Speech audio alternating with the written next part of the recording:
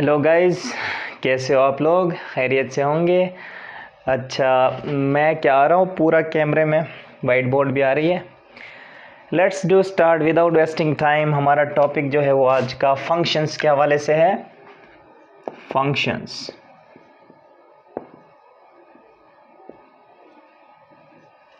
Guys functions की कोई definition बता दो आप में से। फंक्शंस की डिफिनीशन बता दो। ओके, सही डिफिनीशन है। अब जो मैं डिफिनीशन लिख रहा हूँ वो भी बहुत सिंपल सी है, इजी सी डिफिनीशन है, एक ही लाइन में। फंक्शंस क्या होते हैं? फंक्शंस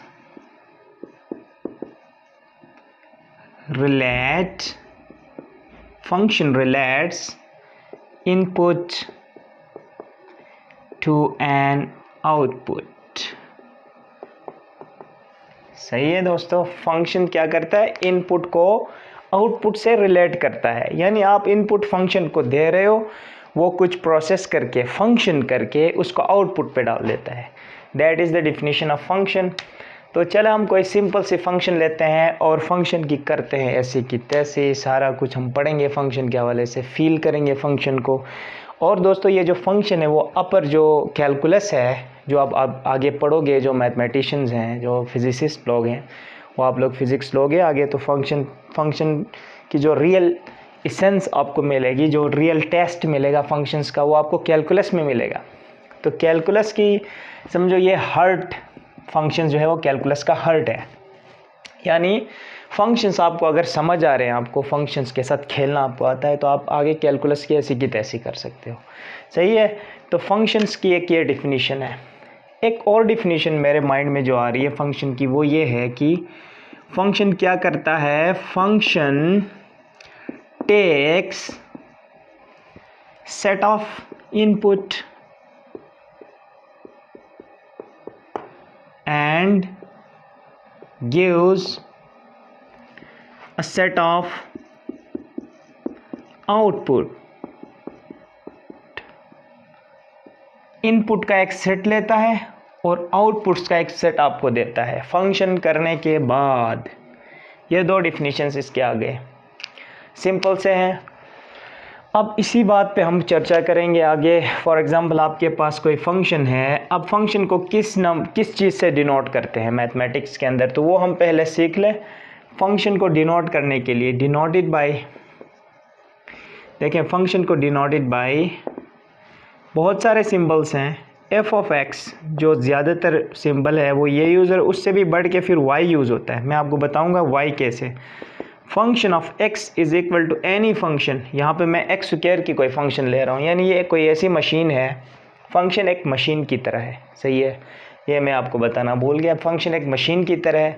फंक्शन क्या करता है? चीज़ें लेता है, उसको प्रोसेस करके मशीन के अंदर, और आउटपुट आपको दे देता है।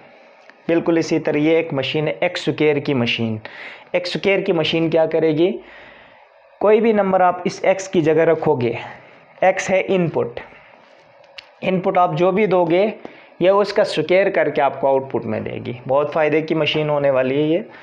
देखिए अगर मैं f ऑफ 1 में रखता हूँ तो ये मशीन मुझे उसका स्क्वायर करके 1 ही देगी। 1 में कोई फ़ायदा नज़र नहीं आ रहा। f ऑफ 2 में हम चेक करते हैं, यहाँ जब 2 रखूँगा उसका स्क्वायर तो 4। अगर ऐसी मशीन हो किसी के पास तो बहुत फ़ायदे होने वाले उसके। 1 2 पे वो 4 दे रही है, यानी जो भी नंबर आप दे रहे हो, 3 दे रहे हो उसको f ऑफ 3, तो वो आपको 3 का स्क्वायर करने वाला 9 समथिंग लाइक। तो ऐसी मशीन है। अब यहाँ पे जो f ऑफ x है ये इस मशीन का नाम है, nothing but a name of machine, function of x। अगर यहाँ पे x न हो करके यहाँ पे अगर होता t, तो यहाँ मैं लिखता f of t, function of t। समझ गए? तो यहाँ पे फ़िलहाल क्या है? x है, और यहाँ पे हम कहेंगे function of x। x is an unknown, ठीक। और ये पूरा इसका नाम है, f of x is name of this function, ठीक है।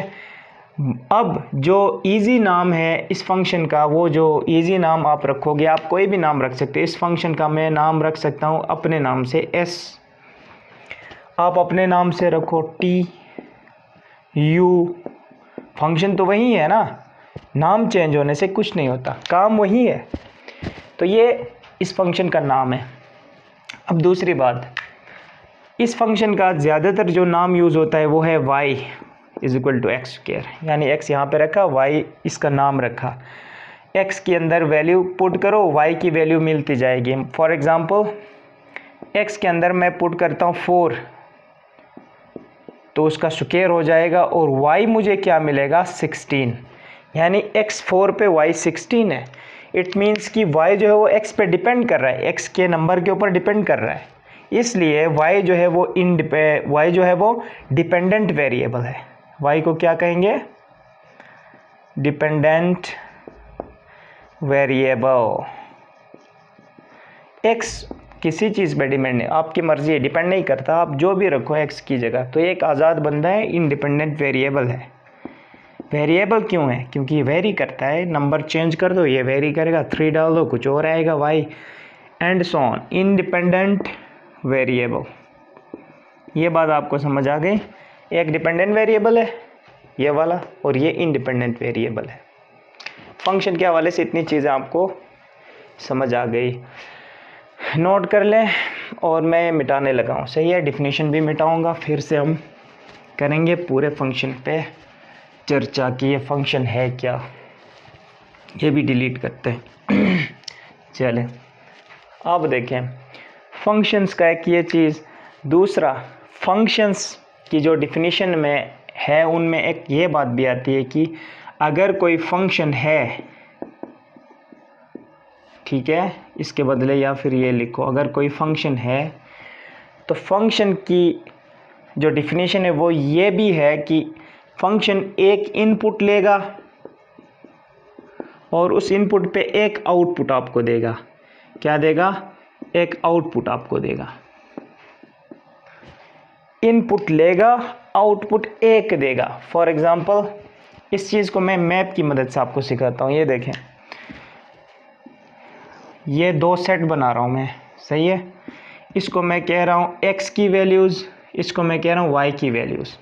यहाँ से एक चीज़ आपको बताने लगा हूँ, वो ये है कि इस फंक्शन के अंदर जो x आप रखते हो उसको हम इनपुट कहते हैं ना, और जो y मुझे मिलता है उसको हम आउटपुट कहेंगे।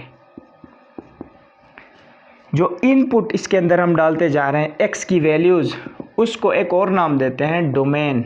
उसके सेट को डोमेन कहेंगे, इनपुट के सेट को डोमेन, यानी जितने इनपुट्स आपने दिए उसका सेट बनाओ और वो है आपका डोमेन। और जितने इनपुट आपने रखे थे उसके कॉरेस्पॉन्डिंग जो आउटपुट आपको मिल रहा था उन इनपुट का स्क्वायर करके जो नंबर्स आपके पास आ रहे थे उनके सेट को आप कहेंगे रेंज या फिर वाई। समझ आई डोमेन और रेंज भी आपको। अच्छा, अब इन 2 शेप्स में मैं आपको जो समझाने लगा हूँ वो ये है। लेट सपोज ये कुछ इनपुट्स हैं और ये कुछ आउटपुट्स हैं, ठीक है, ये कुछ आउटपुट्स हैं। सेट की जो डिफिनीशन है वो ये भी कह रही कि एक इनपुट पे इनपुट, सही है, और आउटपुट, एक इनपुट पे एक आउटपुट मिले। मर्जी है जो आउटपुट लेना चाहो, यानी इस इनपुट पे एक आउटपुट मिले। ऐसा ना हो कि इस इनपुट पे ये भी मिले और फिर इस इनपुट पे ये भी मिले, ऐसा ना हो, मसलन ऐसा ना हो, इस इनपुट पे 2 आउटपुट ना मिले, सही है। ये फंक्शन के ख़िलाफ़ हो जाएगा, ये फंक्शन नहीं कहलाएगी। अगर कोई फंक्शन ऐसी तबीयत की है कि वो 2 आउटपुट दे रही है तो that is not a function. Function आपको यूनिक 1 आउटपुट दे दे। अच्छा, इस चीज़ से एक बात समझ में आ रही है, ये भी हो सकता है कि 2 इनपुट है, सेम आउटपुट मिले। मसलन इस इनपुट पे ये आउटपुट मिल रहा है और इस इनपुट पर भी यही आउटपुट मिल रहा है। यानी मैं ये कह रहा हूँ, इस इनपुट पे ये आउटपुट मिला, फॉर एग्ज़ाम्पल ये 2 था, 2 पे आपको 4 मिला। 2 का स्क्वायर करो क्या आता है 4। इस इनपुट पे मैं रखूँगा -2, तो -2 से फिर 4 मिल रहा है। यहाँ पुट करके चेक करो, यहाँ x की जगह मैं -2 पुट कर रहा हूँ, स्क्वायर करूँगा तो माइनस का स्क्वायर होगा प्लस, माइनस माइनस प्लस, 2 2 ज़ार 4। देखिए -2 पर भी 4 मिल रहा है और 2 पर भी 4 मिल रहा है, यानी सेम आउटपुट दे रहा है। दो डिफरेंट नंबर्स हैं, 2 और -2 दो डिफरेंट दूर दूर के नंबर्स हैं, इन दोनों पे आपको आउटपुट सेम मिले तो दिस इज़ अलाउड, ये अलाउ है, ये फंक्शन कहलाएगा। लेकिन ये ना हो कि देखो ये चीज़ तो अलाउड है, लेकिन जो चीज़ अलाउड नहीं है वो ये है कि इसी एक नंबर पे दो आउटपुट ना मिले, ये अलाउड नहीं है। इस बात को स्टार पॉइंट में नोट करेंगे, यानी 1 to many is not allowed. एक से बहुत सारे आउटपुट मिले, एक इनपुट पे बहुत सारे आउटपुट मिले, दिस इज़ नॉट अलाउड। मैं लिखूँगा 1 to many is not allowed but many to 1 is allowed। Many to 1 allowed है, यानी मैनी टू 1 बहुत सारे इनपुट्स पे एक आउटपुट मिले, ये अलाउड है। लेकिन एक इनपुट से बहुत सारे आउटपुट मिले, दिस इज़ नॉट अलाउड। बस ये बात आपने समझनी थी। फंक्शंस ऑलमोस्ट कंप्लीट हो रहे हैं। फंक्शन की डिफिनीशन इसको नोट करना चाहे तो नोट कर ले, अदरवाइज मैं इसको करूँगा डिलीट। 1 2 3 4 5 ओके।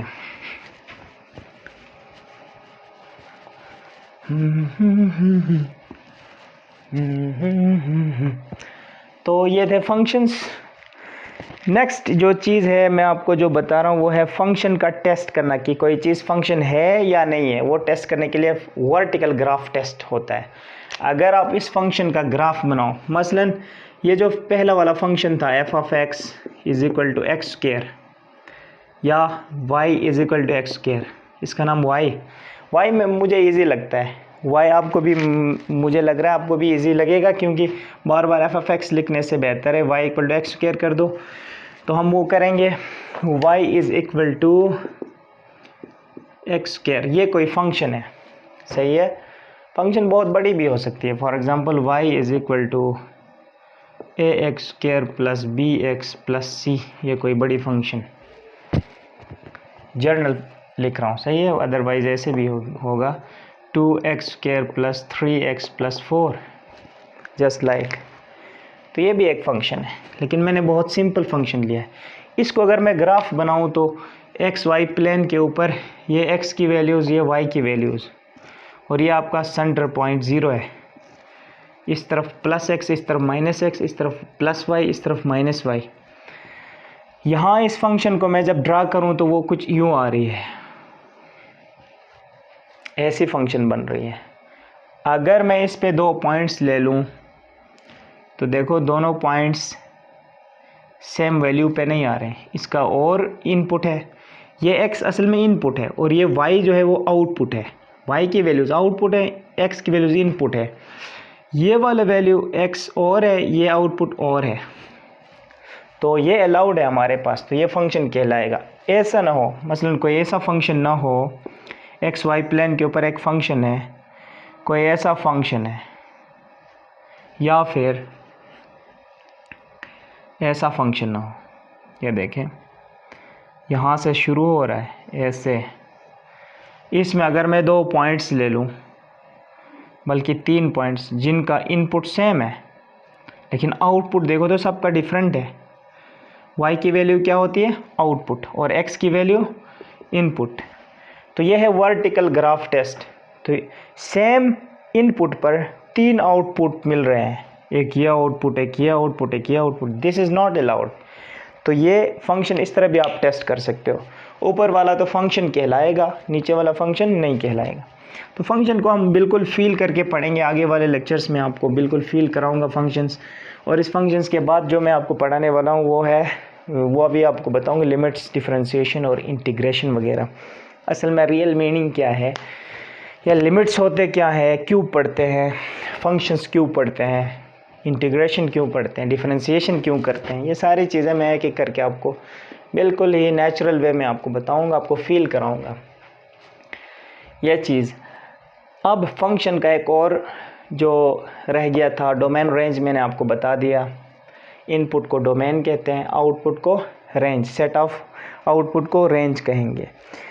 अब एक चीज़ रह गई, वो है ऑर्डर्ड पेयर। ऑर्डर्ड पेयर यानी पी पॉइंट के लिए आप x, y किसी पॉइंट के लिए ये यूज़ करते हैं। अब इसका फंक्शन के साथ क्या ताल्लुक है, तो बहुत बड़ा ताल्लुक, यही फंक्शन है। कैसे, ये देखें, आपके पास एक पॉइंट है इस ग्राफ के ऊपर, ये ग्राफ भी हम पढ़ेंगे, सही है।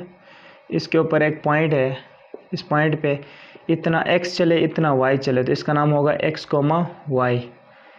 यहाँ से यहाँ तक अगर 2 है तो यहाँ 2 आएगा, यहाँ से यहाँ तक अगर 3 है तो यहाँ पे 3 आएगा। तो 2, 3 एक पॉइंट का नाम है। इसको कहते हैं ऑर्डर पेयर। ऑर्डर इसलिए कि x पहले हमेशा आएगा, y बाद में आएगा, ये ऑर्डर है।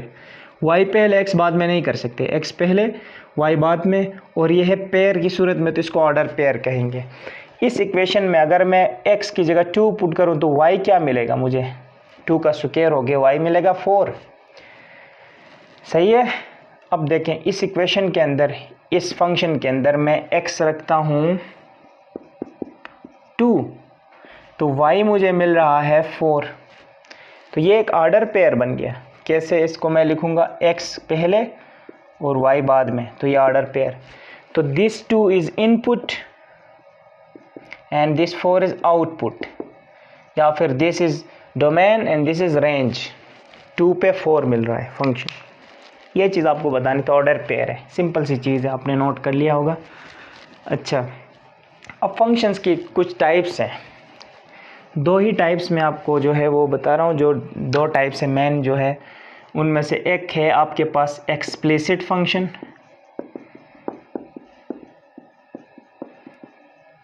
और दूसरा आपके पास है इम्प्लिसिट फंक्शन।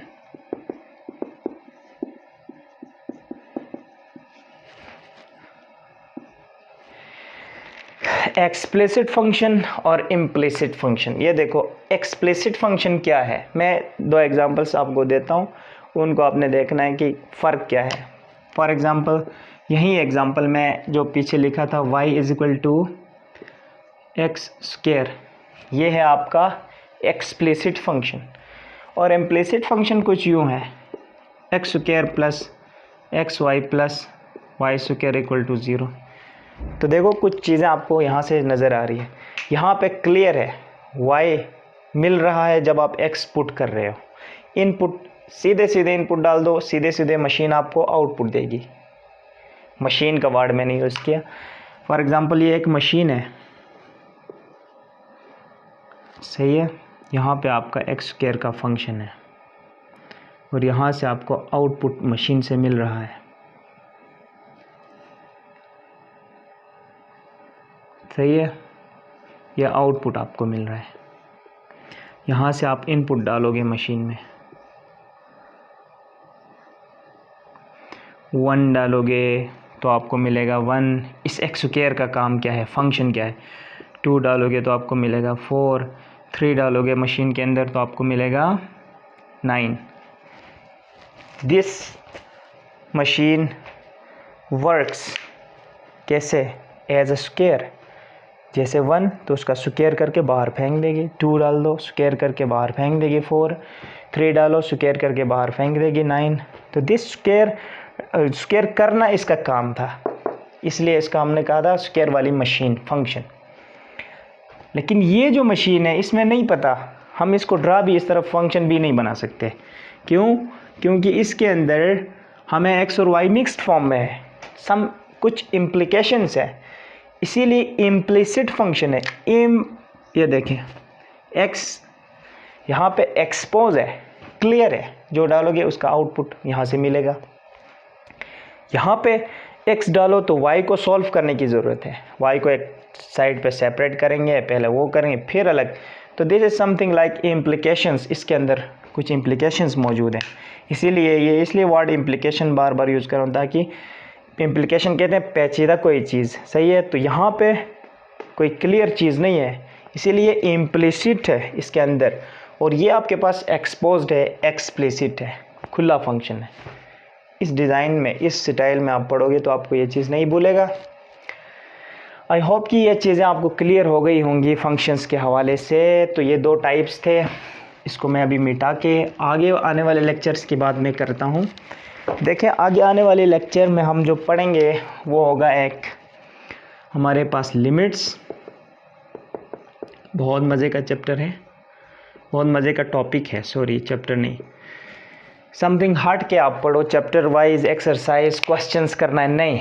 आपने सबसे पहले आइडिया और समझना है कि व्हाट हैपन्स, क्या हो रहा है यहाँ पे, what is happening here in mathematics, in physics, in calculus, इसमें क्या हो रहा है असल में।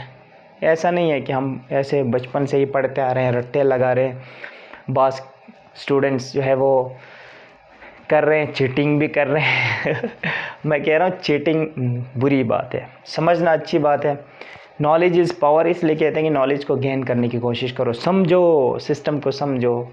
सिस्टम को समझोगे तो सिस्टम के अंदर मौजूद ख़राबी का पता चलेगा। जब सिस्टम के अंदर मौजूद ख़राबी आप पता लगाओगे तो फिर आपका नाम आएगा दुनिया में, छा जाओगे भाई। लिमिट्स के बाद हम पढ़ेंगे डिफरेंशिएशन, बहुत मेरा फेवरेट टॉपिक है डिफरेंशिएशन, भैया मेरा फेवरेट टॉपिक है, सही है। इसके बाद हम पढ़ेंगे इंटीग्रेशन, मेरा फेवरेट टॉपिक। बट बाज़ जगहों पे समझ नहीं आती कि इंटीग्रेशन है क्या। किसी से पूछे इंटीग्रेशन, सबको करनी आती है, सबको आते हैं फार्मूले, सारा कुछ रट्टे लगाए सबने, जो भी सवाल दे दो ठक करके आपको आंसर बता देंगे। बाज़ ऐसे स्टूडेंट्स हैं, लेकिन उनसे पूछो कि भाई आपने किया क्या है, what is integration, what is integration, actually ये है क्या। ऐसे में ये चीज़ें आपको फील करा के कम समय में आपको ये चीज़ें क्लियर करवा देंगे। फिर उसके बाद फार्मूले का एक सेशन होगा, वो ट्रिक्स और टेक्निक्स में आपको बताऊंगा फार्मूलों के साथ, सही है। तो ये नहीं है कि आप बस समझ के छोड़ना है, नहीं, आपने नंबर भी गेन करने हैं एग्ज़ाम्स में। Marks is very important in your life. तो इसीलिए मैं आपको कुछ फार्मूलाज, कुछ ट्रिक्स, कुछ टेक्निक्स समझने के बाद उसको हमेशा के लिए कैसे रिमेंबर करना है, वो चीज़ें मैं आपको बताने वाला हूँ।